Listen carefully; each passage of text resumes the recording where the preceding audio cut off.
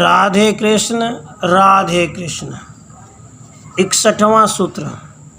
जिस ब्रह्म की भाषा से सूर्य आदि का प्रकाश होता है और प्रकाश करने योग्य सूर्य आदि जिस ब्रह्म को प्रकाश नहीं कर सकते और जिससे संपूर्ण जगत प्रकाशित होता है वह ब्रह्म है, ऐसा निश्चय मुमुक्षु पुरुष करे। अर्थात प्रकाश करने वाला सूर्य आदि का भी प्रकाशक ब्रह्म को समझे।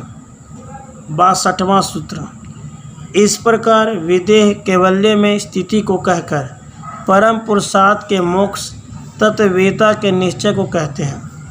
पूर्वोक्त ब्रह्म रूप से जगत के बाहर भीतर व्यापक होकर संपूर्ण जगत को प्रकाश करता हुआ स्वयं भी इस प्रकार प्रकाशता है, जैसे अग्नि से तपायमान लोहे के पिंड में सर्वत्र व्याप्त होकर अग्नि प्रकाशित होता है।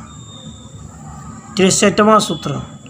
ब्रह्म जगत से विलक्षण है, अर्थात जड़ विद मिथ्या और दुख रूप जगत की अपेक्षा सच्चिदानंद स्वरूप ब्रह्म भिन्न है और ब्रह्म से अन्य कुछ भी नहीं है। जो ब्रह्म से भिन्न घट पट आदि पदार्थ प्रतीत होते हैं वे इस प्रकार मिथ्या है, जैसे मरु देश के रेत में मरीचिका अर्थात जल के कण अथवा तेज का पुंज प्रतीत होता है। वास्तव में ब्रह्म ही सत्य है, उससे भिन्न सब मिथ्या है। 64वां सूत्र। फिर भी पूर्वोक्त का ही प्रत्यक्ष स्वरूप से वर्णन करते हैं कि ब्रह्म से भिन्न जो कुछ दिखता है वह कानों से सुना जाता है या मन से स्मरण किया जाता है वह सब ब्रह्म से भिन्न नहीं है और तत्व ज्ञान से वह ब्रह्म सच्चित आनंद अद्वैत स्वरूप है। 65वां सूत्र। कदाचित कहो कि सच्चिदानंद ब्रह्म सर्वव्यापक है तो सर्वत्र क्यों नहीं दिखता, सो ठीक नहीं। सर्वव्यापी भी ब्रह्म तत्वज्ञानियों को दिखता है, अज्ञानियों को नहीं।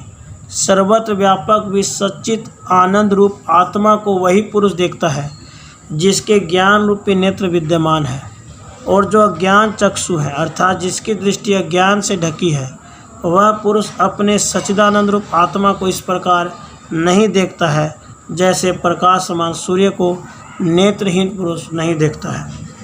66वां सूत्र।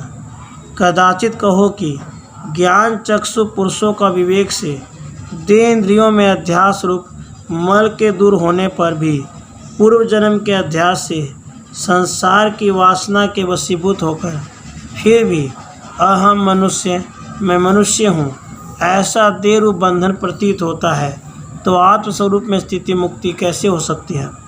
इस शंका का उत्तर देते हैं। श्रवण मनन निधिध्यासन आदि से भली प्रकार प्रज्वलित जो ज्ञान रूप अग्नि तिससे परितापित जो जीव है वह संपूर्ण मलों को त्याग कर अर्थात अज्ञान से निवृत्त होकर सुवर्ण के समान स्वयं रूप प्रकाशित होता है। भावार्थ यह है कि सच्चिदानंद रूप होकर प्रकाश होने पर मैं मनुष्य हूँ यह अध्यास फिर नहीं होता है। 67वां सूत्र। कदाचित कहो कि इस प्रकार शुद्ध हुए आत्मा का क्या रूप होता है और कहाँ प्रकट होता है और किसको प्रकाशता, इस शंका का उत्तर देते हैं कि इस प्रकार जीव ब्रह्म की एकता को ज्ञान से शुद्ध हुआ निर्मल बोध रूप सूर्य हृदयाकार उदय होकर अंधकार रूप अंतःकरण के मल को नाशता है और सबको प्रकाश करता है। आप स्वयं प्रकाश रूप है। कदाचित कहो कि हृदयाकाश को परिच्छिन्न होने से आत्मा भी तिसके संग परिच्छिन्न हो जाएगा। इस शंका का उत्तर देते हैं कि आत्मा सर्वव्यापी है, अर्थात जगत में पूर्ण है और सबका आधार है, अर्थात अज्ञान के कार्य जगत का अधिष्ठान है। तात्पर्य यह है कि भ्रम रूप हृदयाकाश व्यापक रूप आत्मा का नाशक नहीं हो सकता। 68वां सूत्र।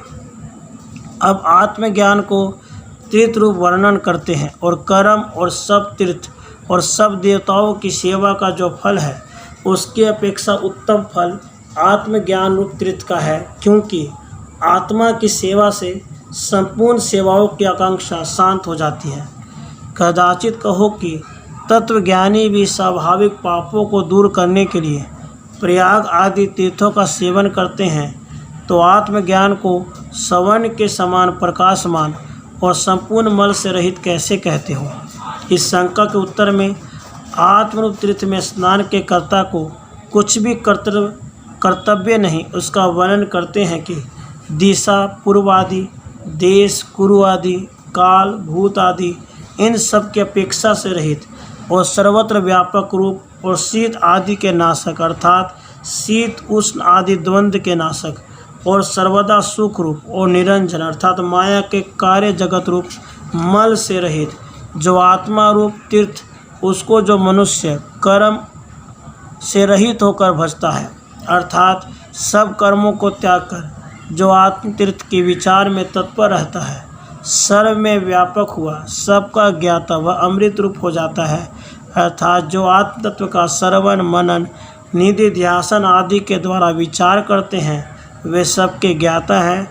और जो जन्म मरण रूप संसार के अभाव का फल उनको मिलता है वह किसी तीर्थाटन आदि कर्म करने वाले को नहीं मिलता है। अतएव मुमुक्षु पुरुषों को आत्म तीर्थ की सेवा करना अत्यंत आवश्यक है। राधे कृष्ण, राधे कृष्ण।